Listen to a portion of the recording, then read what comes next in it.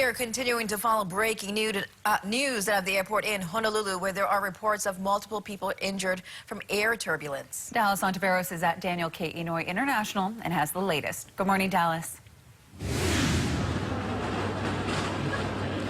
Good morning, Christina and Kelly. Right now, passengers are just coming off Air Canada Flight 33, where about 25 people were injured due to air turbulence. Now, here joining us on Take Two, we got Linda Woodhouse, who was one of those passengers. And Linda, I'm happy that you're okay. But I want to ask you, what exactly happened when you started to feel that turbulence, and what did you see?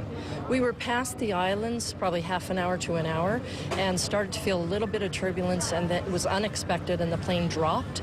So the flight attendants that were up serving and a few other people, unfortunately, flew out of their seats, hit the ceiling, and landed on the floor. Various people were injured. There were some people with fractures. There were facial lacerations, a lot of head and neck injuries and that type of thing.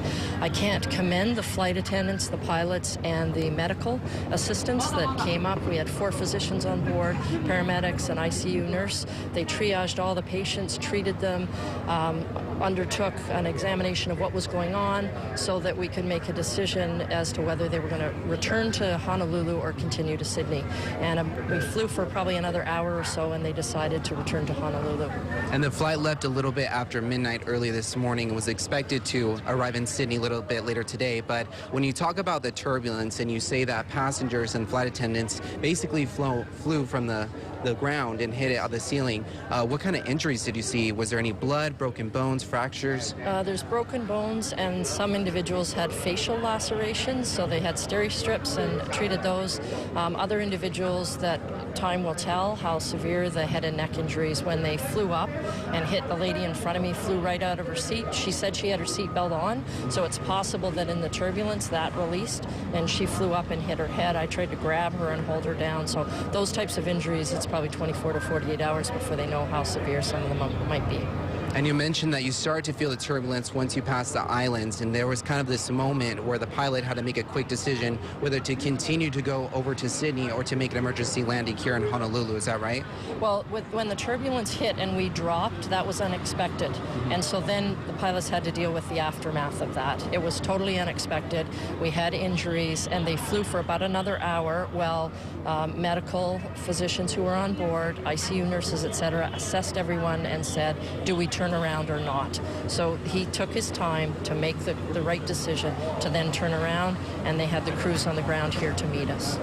I mean, thank goodness you are fine and all the passengers are fine, but was there anything that could have been done differently because of this instance?